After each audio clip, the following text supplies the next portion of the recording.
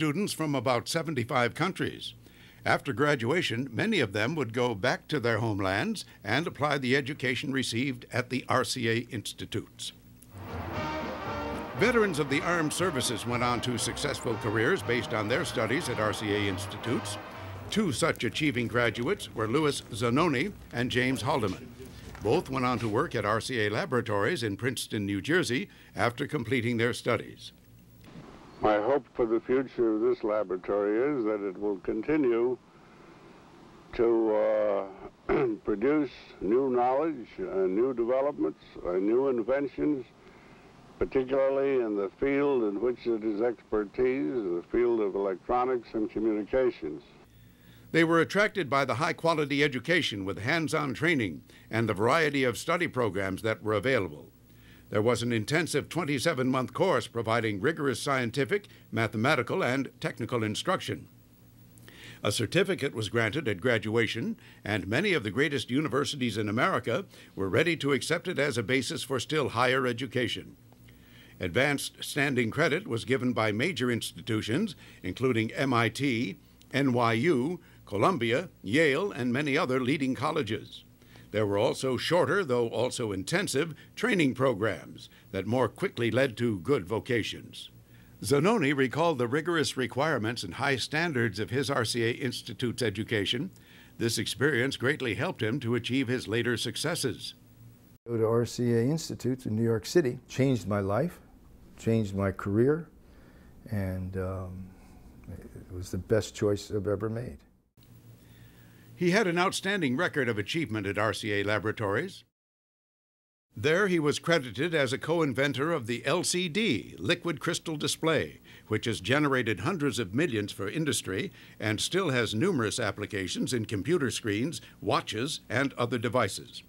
He also holds many patents.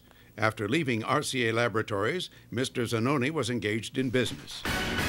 In 1993, he established WZBN TV 25, a local television station in Mercer County, New Jersey.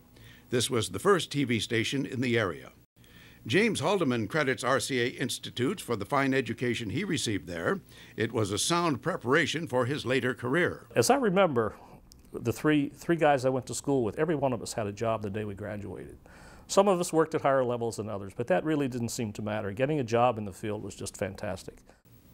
After graduating in 1963, he worked for many years at RCA Laboratories, where he participated in many of their revolutionary technological developments. In 2009, he was at prestigious Swarthmore College, working as technician and instructor in electronics. By the 1960s, RCA Institute's reputation for providing quality education reached a peak of national standing. Instructors who worked there at the time recalled the period. In '68, we still had some veterans from World War II. We were beginning to get some veterans from the Vietnam War. These were older, more mature people, knew what they wanted, and they were able to get what they wanted here. The standards, as far as the school concerned, as far as the instructors concerned, the standards were extremely high. Everybody associated with the facility realized that our graduates were getting into industry. This reputation continued to attract some of the most brilliant young students from here and abroad. One of the most remarkable was Dr. Asad Madni, a 1968 graduate. I was born in India, and I was looking around for programs in electronics engineering, which was at that point the emerging field that had tremendous amount of potential for the future. And during my search, I found out that there were a lot of US top-notch institutions that offered degrees in education in electrical engineering, but there were very few that specialized in electronics technology per se. And among those, RCA Institute seemed to be the world's leader, and that's what fundamentally prompted me to come here and seek an education in electronics engineering at RCA Institute. He went on to more advanced studies, getting several higher degrees, including a PhD in engineering. He also became extremely successful in business, serving as the head of a Fortune 500 company. Dr. Madni has received numerous international honors for his work including the 2005 Achievement Medal in London from Sir John Chisholm on behalf of the Society of Electrical Engineers. I think the fundamentals that I received at RCA Institutes was basically the fulcrum and the building block on which I was able to not only cope with higher education, but really to excel in the field of electrical engineering. But not everybody who went to the school went into scientific fields. Many in other endeavors credit the school for their success. These include Robert Smith, president of Duart Labs, the largest film developer and laboratory in New York City. So I took a course at the RCA Institute to learn how to do cross modulations and learn different sound techniques and to improve the audio on 16 millimeter sound prints. And that's how I came about attending the RCA Institute. Other graduates of RCA Institutes are ready to testify to benefits derived from it. These include Bob Troller, leading sound engineer of Sound One, the main sound lab in New York City. RCA definitely gave me a good foundation in electronics to pursue the career that I have now. We've done a lot of Martin Scorsese's films, from Gangs of New York all the way back to early Robert De Niro films. Sarnoff continued to give special attention to RCA Institutes during the 1960s, visiting it, speaking at events, and encouraging its continuing devotion to academic excellence and service to society. Although busy as ever, he would come unannounced to RCA Institutes and walk the halls to see how things were going at his beloved old school. It was common for Mr. Sarnoff to come to the school on Friday afternoon and check on students and instructors and were we still in school, or were we out at the baseball game. And this one class we were in was a TV repair class. It had large windows. You were like in a fishbowl. It was for visitors to look in and see what was going on. And I'd see him frequently. I didn't know who he was, so I asked one of my fellow students, and I said, who is that? Who's that gentleman always watching us? And he said, gee, he says, in a New York accent, he says, I don't know. He says, I think it's Winston Churchill. On December 12, 1971, David Sarnoff died after more than half a century of involvement with the school. With his death, RCA Institutes lost its great patron. It did not take long for his successors at RCA, who had no personal history with the school, to totally depart from his supportive policies. In August 1973, RCA announced that it was planning to close RCA Institutes. A teach-out was started. New students ceased to be enrolled. These actions by RCA caused vigorous protests. Stockholders opposed the move at company meetings. Pickets marched around NBC studios, and student veterans demonstrated in front of the school's new location on 31st Street. The following spring, RCA's plans to close the school seemed complete. Enrollment was down to about 500. However, the school supporters did not give up, and the protests continued. The teachers, led especially by Samuel Steinman, took the lead in organizing to save the school and obtained considerable media coverage. By that time, the school had graduated over 30,000 students.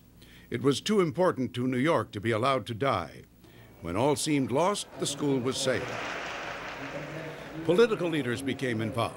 City Council President Paul O'Dwyer and Assemblyman Leonard Stavisky of Queens promised to try to get city and state funding for training disadvantaged students at RCA Institutes. Congressman Herman Badillo heard about the planned closing and joined with fellow members of Congress, Bella Abzug, to obtain Veterans Administration's appropriations for the school. As a member of the Committee on Education, I had come to the conclusion that an education beyond the high school diploma was going to be indispensable in the future. And the courses that the RCA Institute offered were important, and so I did everything I could, working together with Congresswoman Bella Abzug, who was the congresswoman from the district at that time, to provide government assistance in terms of contracts and other assistance to ensure that the Institute would be able to survive. Bowing to public pressure in 1974, RCA agreed to turn over the school to a group of its faculty. The instructors agreed to raise $150,000, and RCA promised to give a $450,000 grant for expenses. The break with RCA turned out to be fortuitous because RCA itself disappeared in 1985 when it was absorbed by General Electric, which ironically had played the major role in RCA's creation in the aftermath of World War I. The school was reconstituted as Technical Career Institutes for TCI. Since the original group of owners numbered 30, it was said that TCI stood for 30 Crazy Instructors. Teacher Caniano was one of the teacher owners. He recalled the transition. No one wanted this school closed because it was a fantastic school. They all knew it, and they wanted to keep it going. The school flourished and expanded again under the teachers. They may have seemed crazy, but they gave a new lease on life to an imperiled institution under Samuel Steinman as the first TCI president. I was on the staff of TCI at the time and serving as a veterans advisor. And my husband, Sam, who was the president of the school, realized how important it was to have an accredited degree, and he accomplished it. Steinman, a U.S. Navy veteran, said he wanted to preserve the school for the veterans since so many benefited from studies there. I was very proud to have run TCI, which was formerly RCA Institutes, and it was a great feeling to provide careers for students, and I loved it very much. The teachers did everything they could to ensure the continuing survival of the school. For almost a year, the new owners even worked without pay. Academic standards were kept high and enrollment grew. I graduated TCI in 1983, and with my father, Sam Steinman, serving as president, it was extremely difficult to graduate with honors. In 1989, the teachers sold the school to North American Training Services. Enrollment continued to grow over the years and especially took off with the dot-com boom of the late 1990s. When investments in internet startup companies went into an inevitable decline, the school's enrollment dropped. The attacks of September 11th worsened the trend. In September 2005, North American Training Services, which had decided to leave the educational sector, sold TCI to EVCI, Career Colleges Holding Corporation, the current owner.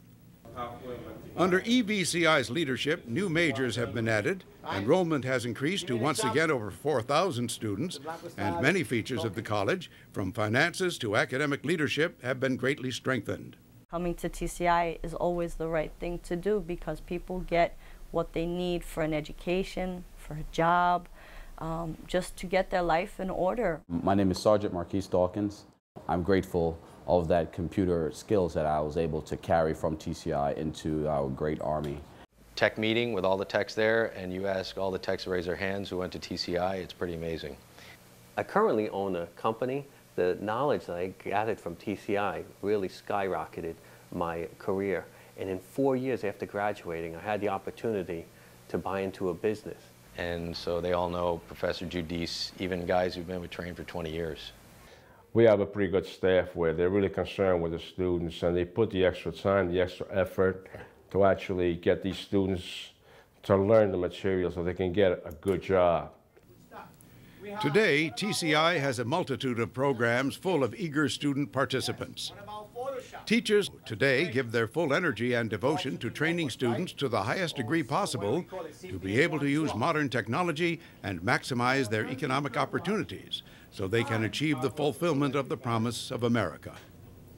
In accordance with the RCA tradition, many of the teachers at TCI are creative in a variety of fields of scholarship and culture. On May 19, 2009, a book fair at the school presented numerous publications by the faculty. Eager throngs of students attended. Academic standards continued to be highly important, not only in technology, but in the humanities, because the college seeks to provide a well-rounded education to all students. Student needs are met on many other levels besides the academic ones. There's a challenge here. This is not NYU, although that's a challenge in itself. This is not MIT, although that's a challenge. Here, a lot of students need some different kind of help that you don't find in other places that might be easier. David Sarnoff's tradition of service to society is a very prominent part of a TCI education.